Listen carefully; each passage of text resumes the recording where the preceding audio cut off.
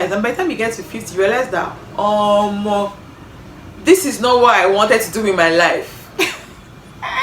So I was meant to do this video last week, and for some reason procrastination got the best of me. But I'm here now, and okay, I'm loving my new hair color.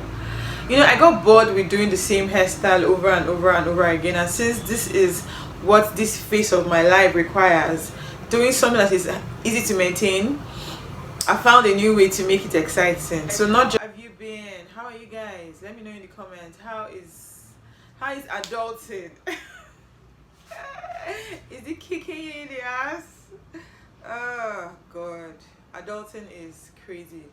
I was talking to one of my friends, I think it was on Sunday, and today is Tuesday, by the way, for some context. And I was telling her, like, why were we so in a hurry to grow up? Like, why couldn't we just stay little? Like, right now I am, like, on Sunday, before I spoke to her, I literally broke down. I broke down and I cried for, like, I think it was like 30 minutes of just crying and letting out all the frustrations, everything. And then for the rest of the day, in the evening, I just played music, like songs that I grew up with, that I remember from being a teenager, from being a young adult. I just played those songs on my headphones, and then I watched something very funny on Netflix before I could get myself back together, like, literally. And this is me, that I had gone to church. I went to church earlier and I felt so good. Do you understand? Like, just being in God's presence, singing, worshiping, dancing, I felt really good. But then I came back home and something just triggered all of the downward feeling, and I couldn't help myself. And I think I'm grateful because I am able to find something to do to help me feel better. Music always works for me. Sometimes I just worship.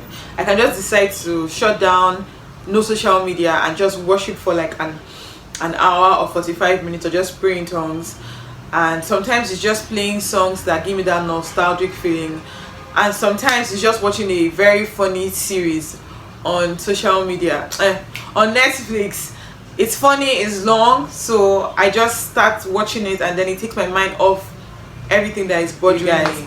But just knowing what to do to make me feel better. And I think the last thing is crying. Crying helps. Like, I know we think that whenever you cry, you're sad, and crying is not good. So when a child cries, you're like, oh, don't cry. Or an adult cries, you're like, oh, don't cry. But crying actually helps. Like, for real. Crying helps. Crying helps me a lot.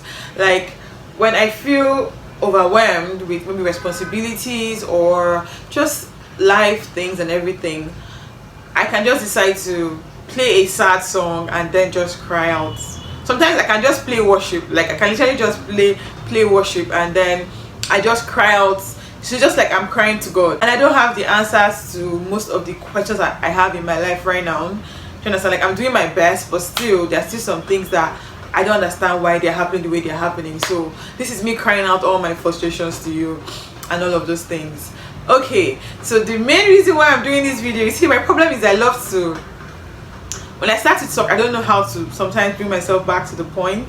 So the main reason why I'm doing this video is to talk about how to deal with multiple passions. So if you're someone like me, that you're a creative, yeah, and you have a lot of interest, you love football, you love food, you love music, you love arts and crafts, you love photography.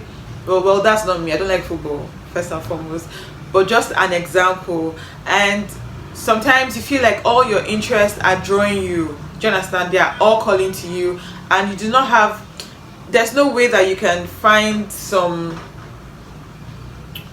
what's that thing? Find focus. Do you understand? Because you feel like, okay, if I decide to go with photography, what happens to my other interests? Or if I pick music or copywriting, what happens to my culinary interest?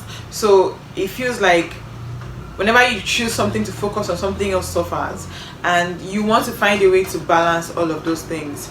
Well, first and foremost, I don't think there's a way you can balance all of your interests, because now this is from someone that has battled with this for like most of my life. I've always been someone that has interest in a lot of things. I began my entrepreneurship journey as a fashion designer. Yeah, for I think for like 3 years. That was what I was doing when I was 7. Before service, during service, and I think some months after service, I was just trying to build my fashion brand. And after that, I became a full-time chef, and now I'm a food photographer. So sometimes it feels like there's so much trying to get my attention, and I don't know what to focus on per time. My phone is ringing, so I have to that's why recording on your phone is not always a good decision, because now I have to interrupt my train of thoughts and pick this call.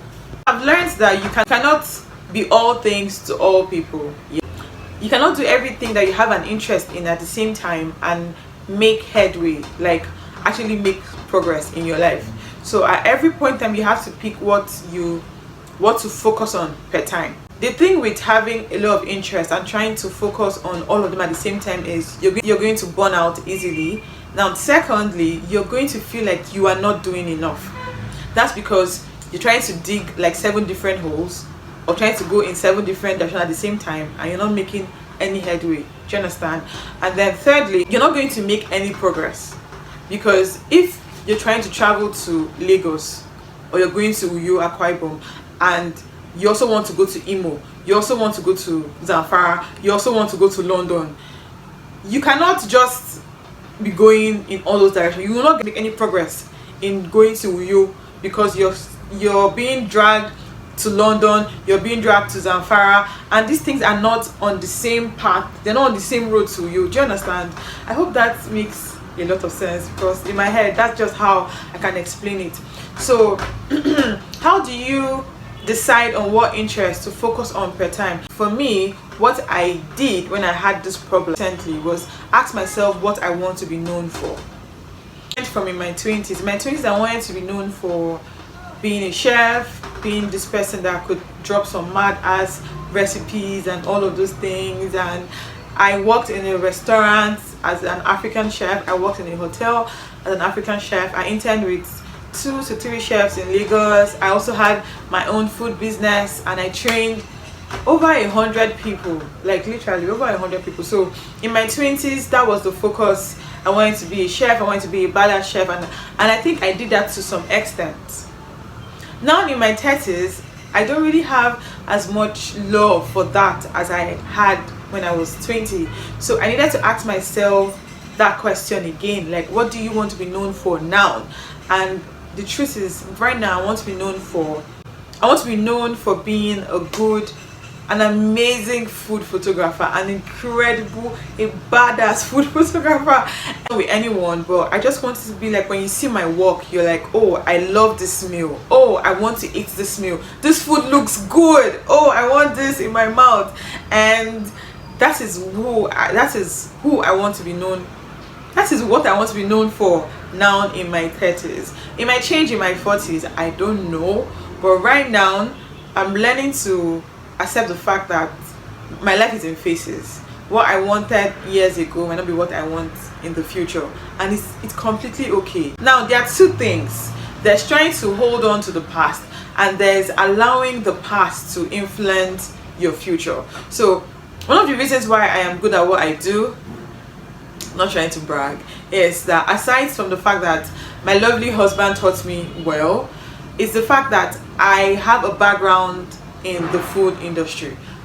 I used to be a commercial chef and all of those things, so I know what makes food look good. Do you understand? Because I mean, the eyes eat first before the mouth and everything. So if the food looks good, you're more likely to convince your customer to buy the food, and he or she's more likely to enjoy the food.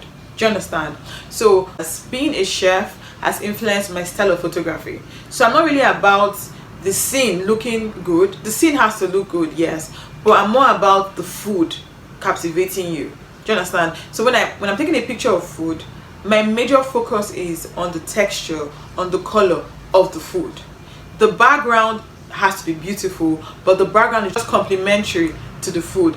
The food is the main thing with me, because my aim when I take my camera is to make sure that you want to eat the food I take, even if you don't like the food. Let's say you don't like epa cocoa, I want to photograph it in a way that you that don't like it would want to eat it. Do you understand? So I'm not really about aesthetics in my background, like, oh, the background has to be this and that, the scene has to be this and that. Those things are important, but my focus is the food has to bang, it has to look good whenever I take a photo of it. And I feel like that style, that my style, or what influenced that style is having a chef background. Do you understand what I'm trying to say? All right, so the mistakes that we make are sometimes is trying to be everything for everyone, and then secondly, allowing people outside to influence our decisions. So because your mom was a chef does not mean that you have to be a chef. At some point in my life, my mom was a chef stroke caterer, and I was those things for a while, but after a while I lost interest and I needed to move on. Do you understand? So the fact that, oh, your parents were some doesn't mean that you have to be something or you have to die there. The fact that that thing serves a purpose for you at some point in your life does not mean that that is your path for the rest of your life. The fact that you read that course in school doesn't mean that that is your path for the rest of your life. Do you understand? Like, you have to give yourself the freedom to grow, because I mean, we are human beings and the only constant thing is change. I'm not saying jump from one thing to the other in a space of 6 months. All I'm saying is allow yourself the freedom to grow and grow into something or someone else sometimes. Do you understand? Don't chain yourself and say, this is my path, this is where I'm going, even when you have lost the interest for it. Do you get? Yeah. And friends too, because your friend is, I mean, I knew someone that when I learned to bake cake, she also went to learn to bake cake. And when I left cake and I learned how to, and I took some courses on being a chef and everything, she also left and said she wanted to be a chef. As much as you admire people and the way they do what they do makes you feel like, okay, I could be this thing too, or makes you have an interest in that thing, you have to understand that sometimes those things, those parts are just for them, not for you. So let them inspire you to find yourself and create your own path, not inspire you to start to copy them. Because some of us are just copying people our entire lives, and by the time you get to 50 you realize that this is not what I wanted to do in my life. And it's too late. Do you understand? But because you're basically copying Shola or Ewon or Promise, do you understand? And then you fail to realize that the reason why you like what they are doing is not because you are called to be that thing, it's because of the way they do it. Do you understand? Like, somebody makes being a chef so beautiful that you now want to be a chef, and you realize that this chef thing is not for me. So it's not even about the chef thing. Do you understand? It's the way they do the chef thing. That's the person can leave being a chef and go and be a food business consultant, and they do it in a way that makes you want to be that thing too. Do you understand? So if you are someone that has multiple interests and you don't know which one to focus on per time, or you are in an environment where there's a lot of things calling for your attention, oh, this thing is paying today, oh, this thing is paying, this one, oh, there's money in this one, oh, you run, go and enter, oh, you know, there's money in this other one, oh, you run, go and enter, and in the end you're just doing merry-go-round, merry-go-round, merry-go-round, and at the end of the year you are so spent, like you're so exhausted, and you've not even scratched your purpose in life, because you're trying to be everything to everyone, you're trying to make money from everything at the same time. I made all these mistakes, so I'm not just bantering you or bashing you, I'm also trying to explain to you that this was my life. Do you understand? And making a decision now to focus, I have seen a lot of results, like a lot of changes in my life. My energy levels, I have time for every other thing, I have time to take care of my family, take care of myself, and I'm still making money. You have multiple interests and you are confused as to what path to follow. Know this, you're not alone. Find just one thing that can make you money and you can enjoy doing, and just focus on that one thing for now. Maybe later on you can find a way to pursue your other interests. But right now, find that one thing that you can do that can give you fulfillment, make you profits, and you love to do it. Do you understand? And just focus on that thing now. Be blind to every other thing. Like, just close your eyes to every other thing. Even if they say it's bringing in millions of naira, just focus on this part, because there's money in everything. Let's be true to ourselves. There is money in everything. There's money in Zobo, there's money in yogurt, there's money in photography, there's money in tech, there's money in fitness. There's money in everything. All you need to do is know how to make this money, and then when the money comes, you invest in stocks, all the other things that bring in money, and then make your life a good one. Do you understand? There's money in everything.